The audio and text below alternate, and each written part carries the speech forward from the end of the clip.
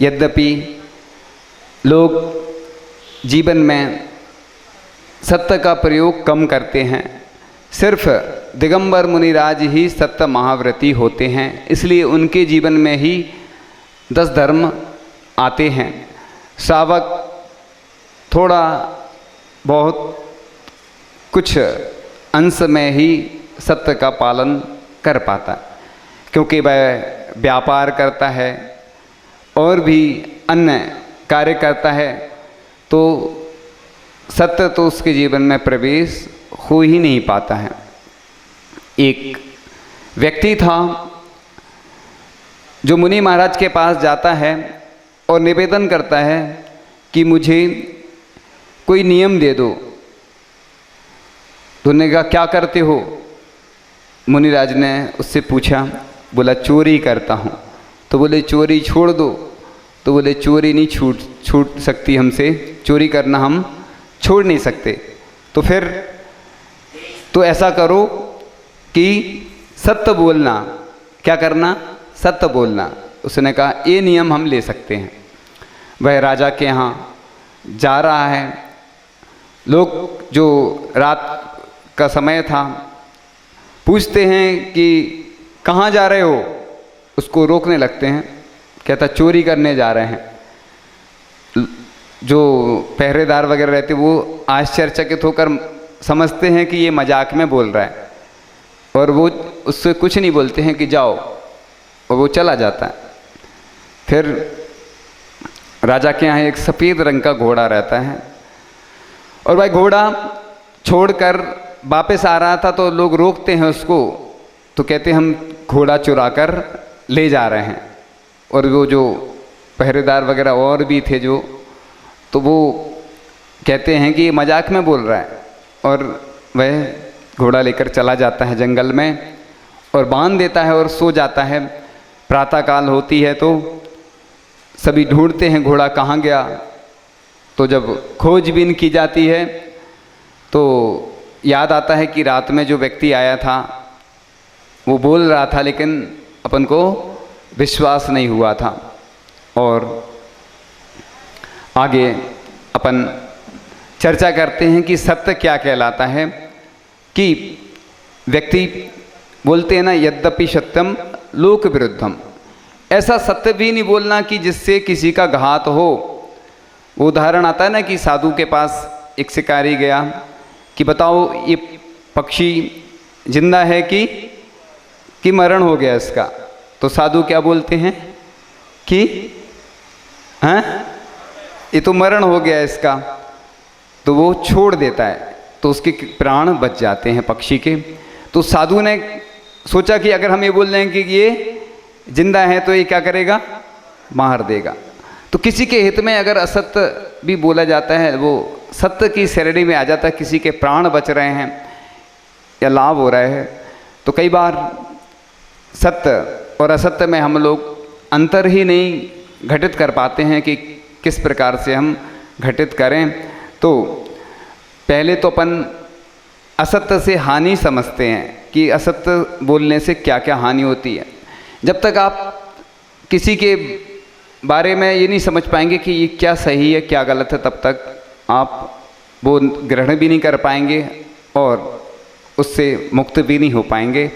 तो असत्य से हानि होती है, गूंगापन, बुद्धि की विकलता आती है और मूर्खता प्रकट होती है, अज्ञानता, बधिरता, मुख में रोग होते हैं और जिह्वा रहित यानी एकेंद्रीय होता है, ऊंट बिलाव और पक्षियों में कौवा के समान आदि, और विवेक शून्य होता है जो व्यक्ति असत्य बोलता रहता है।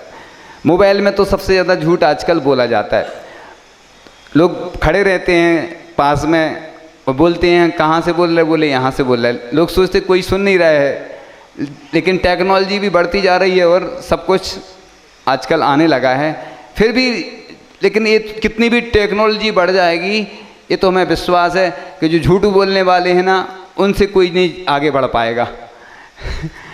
जैसे पहले के चोर थे वो हाईटेक थे, सामान्य थे। आज के पहले अंजन चोर जैसे चोर थे, आज के ऐसे चोर हैं हाईटेक वाले हैं। वो कहीं चोरी नहीं करना पड़ती, बैठे बैठे सब कुछ हो जाता कंप्यूटर के माध्यम से। तो ऐसे ही झूठ बोलने वालों के लिए कोई उपाय नहीं है। इसलिए ये तो अपने ऊपर आधारित है कि हमें असत्य से बचना है और सत्य का प्रयोग अपने जीवन में करना है। तो जो मुनि दूसरे को क्लेश पहुंचाने वाले वचनों को छोड़कर अपने और दूसरे के हित करने वाले वचन कहता है, उसके सत्य धर्म होता है। और सत्य कभी वृद्ध नहीं होता है, सत्य तो हमेशा जवान रहता है। ऐसा आचार्यों ने कहा है कि अपने यहाँ भी एक नीति वाक्य चलता है, सत्यमेव जयते, यानी सत्य की ही जीत होती है। इस नीति वाक्य बहुत अच्छे रहते हैं, सब जानते हैं, लेकिन लोग असत्य का प्रयोग फिर भी करते रहते हैं।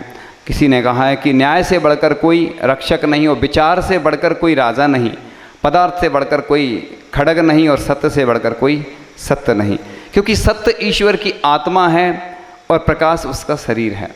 तो सत्य हमेशा बोलने का प्रयास करना चाहिए। असत्य से नहीं बच सकते हैं तो कम से कम इतना तो नियम ले सकते हैं कि प्रयास करेंगे कि हम सत्य ही बोलेंगे। जितना बोल सकते हैं, जितना बच सकते हैं उतना बचें। कई लोग कहते हैं कि लेंगे तो हम प्रतिमा लेंगे या मुनि बनेंगे सीधे, नहीं तो हम कुछ नहीं करेंगे। जैसे यहाँ के लोग हैं, बहुत आलसी लोग हैं इधर के, इसलिए आलसी हैं। यहाँ के नहीं, सब जगह के लोग आलसी हो जा रहे हैं, होते जा रहे हैं कि कभी भी कुछ बोलते ना, सुबह से भी देखते कक्षा में सीधे से खिसक जाते हैं इधर के लोग, और दोपहर में भी नहीं आते हैं। महिलाएं भी अभी कम आ रही हैं, वैसे बहुत आती दोपहर में प्रवचन होते। कल रविवार है, यहाँ का बाजार नहीं रहता है, कल बाजार नहीं रहता है, तो आप समझ गए हो क्या रहता है। तो कल भी दिखेंगे नहीं लोग। पुरुष वर्ग तो आलसी होता जा रहा है। प्रभु भजन को आलसी और भोजन को तैयार, ज्ञानी ऐसे नरन को बार बार धिक्कार। प्रातःकाल में महाराज जी ने बताई थी महिमा के, जो भी श्रावक संस्कार शिविर में आए, हिम्मते मर्दे मदद खुदा। जो हिम्मत करता है उसकी खुदा भी मदद करता है, यानी भगवान भी उसकी मदद करता है। तो जिन्होंने हिम्मत की है बड़े पुण्यशाली होते हैं लोग, जो हिम्मत कर पाते हैं कि हमें कुछ भी हो जाए, हमें तो साहस का काम करना ही। तो आजकल बहुत स्थितियाँ परिस्थितियाँ बिगड़ती जा रही हैं, उत्साह खत्म होता जा रहा है लोगों में। बस संगीत में जो भी आरती होती है, भक्ति होती है, पूजन आदि होती है, विधान होते हैं, तो उसमें तो लोग आगे रहते हैं। और भी जो सांस्कृतिक कार्यक्रम होते हैं उसमें आगे रहते हैं। एक बार छिंदवाड़ा की एक बहुत अच्छी घटना है कि महावीर जयंती का दिन था, प्रवचन हुए या जो मुनिराजों से संबंधित जो भी कार्यक्रम हुए उसमें तो कोई दिखा नहीं। और तो फिर में एक ऐसा कार्यक्रम हो रहा था, सामूहिक था, उसमें इतनी भीड़ थी, बहुत आवाज़ आ रही थी। दोपहर में हमने सोचा ये आवाज़ क्यों आ रही है, मालूम तो था ही हमें। तो देखा उधर सबसे ज़्यादा भीड़ थी काउंटर पे। काय का काउंटर था वो जो व्यवस्था की गई थी समाज की, सबकी थी। तो उधर सबसे ज़्यादा भीड़ थी, यानी जो वैसे आते नहीं हैं मंदिर में वो भी सब आए थे। तो ये देखिए आप पंचम काल की स्थिति की, मतलब ऐसे जो कार्य होते हैं उसमें सभी इकट्ठे हो जाते हैं। बाकी प्रवचन कक्षा से तो दूर भागते हैं, ऐसे लगता है जैसे लोग कोई पकड़ रहा हो। और दिन पे दिन पंचम काल का जो यह 18,500 वर्ष हैं लगभग पंचम काल के, पंचम काल चल रहा है और हीनता आ रही है। धीरे धीरे लोगों में धर्म के प्रति रुचि खत्म होते जा रही है और बस राग देश चल रहे हैं। राग देश तो श्रावक के अंदर वैसे भी रहते हैं, लेकिन वो जा नहीं सकते हैं और बस गुटबाजी चलती रहती है इधर की उधर करने में। आजकल कोई ना बैयावृत्ति में दिखेगा, ना कोई अभिषेक पूजन में दिखेगा, लेकिन एक जगह जरूर दिखेंगे लोग खड़े रहते हैं रात में, चर्चाएं करते रहते हैं और चले जाते हैं। कोई कहेगा कहाँ गए थे, मंदिर गए थे। तो लोग तो समझ रहे मंदिर गए काय के लिए गए थे, महाराज जी की सेवा बैयावृत्ति में गए होंगे या कुछ अभिषेक करने गए। तो बस ये पंक्तियाँ हम हमेशा सुनाते हैं, हमें बहुत अच्छी लगती हैं पंक्तियाँ। अस्त हो रहे ज्ञान सूर्य ने, सोचा था एक दिन की शाम, मेरे ढल जाने के बाद कौन करेगा मेरा काम। यानी पूज्य ज्ञान सागर जी महाराज ने ऐसी भावना की कि मेरे ढल जाने के बाद कौन करेगा मेरा काम। तभी एक विद्याधर आया। आगे की कहानी तो बहुत लंबी है। तो विद्याधर का मतलब कौन? पूज्य आचार्य श्री विद्यासागर जी महाराज आए। तो उन्होंने सोचा था कौन करेगा मेरा काम, क्योंकि मालूम था उनको कि मेरी स्थिति अब बहुत गंभीर है।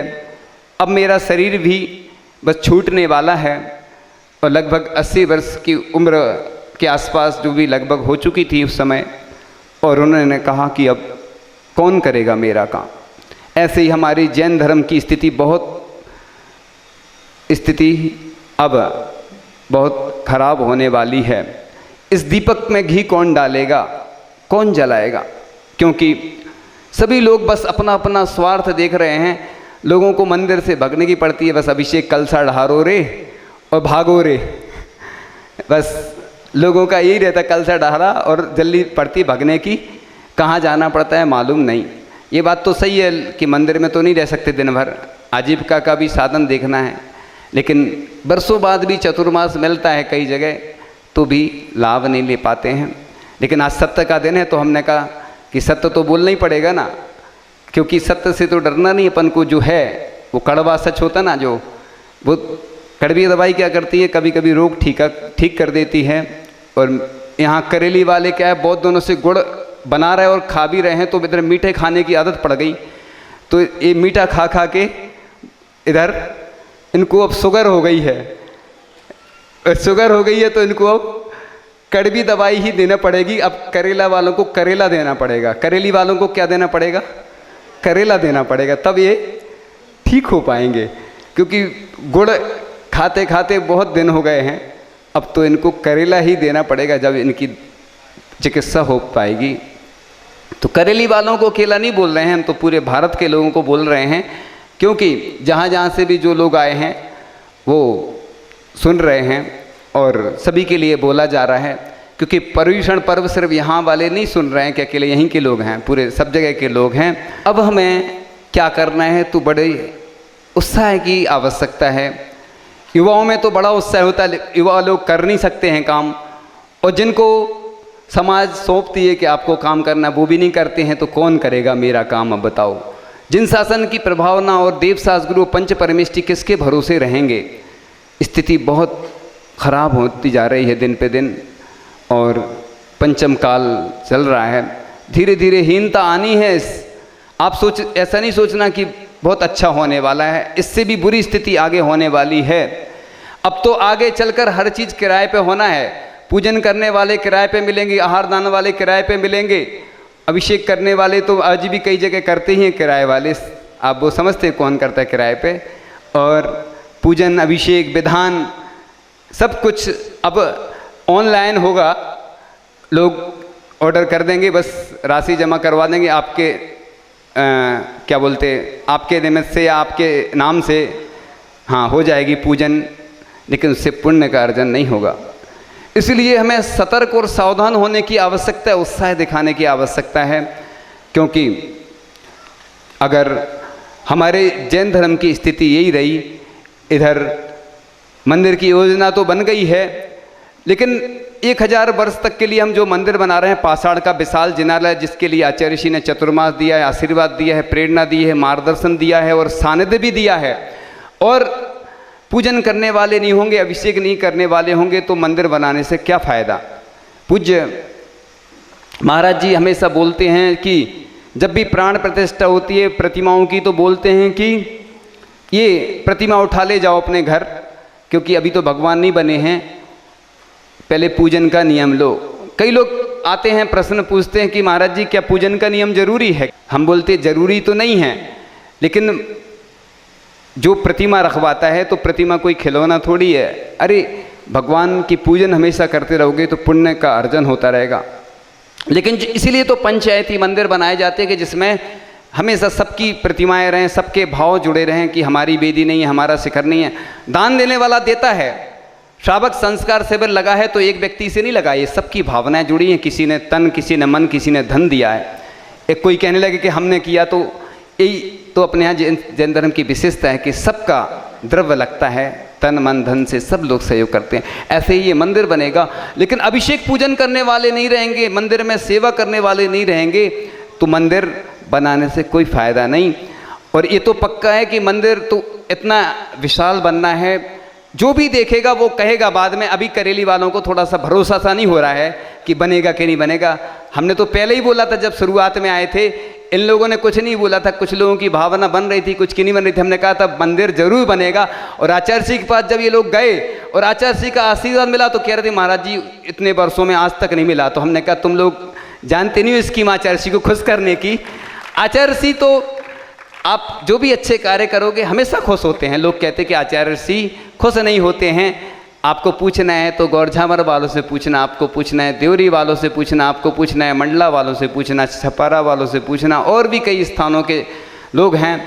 तो आचार्य जी तो प्रेरणा देते हैं, उपदेश देते हैं, करने वाले हम होते हैं। इसलिए आचार्य जी तो अच्छे कार्यों के लिए प्रेरणा देते हैं। और मुनि महाराज भी हमेशा सबके हित की बात करते हैं, सबके लिए अच्छा करते हैं। साधु किसी के नहीं होते हैं, साधु सबके होते हैं, और साधु सबके हित की बात सोचते हैं। और साधु की हमेशा 24 घंटे यही भावना रहती कि सबका कल्याण हो, सबका मंगल हो, ऐसी भावना हमेशा भाते रहते हैं। और किसी ने बहुत अच्छी पंक्तियाँ लिखी हैं कि सत्य की परीक्षा नहीं दीक्षा होती है, और दीक्षोपरांत रुक जाता है वाक व्यवहार बाहर का भीतर का। यही है सत्य कि प्रथम कोटि अपार मौन, शुद्ध स्वर्ण सी मौन ना रह सको तो बोलो, पर सत्य के छन्ने से छान छान कर।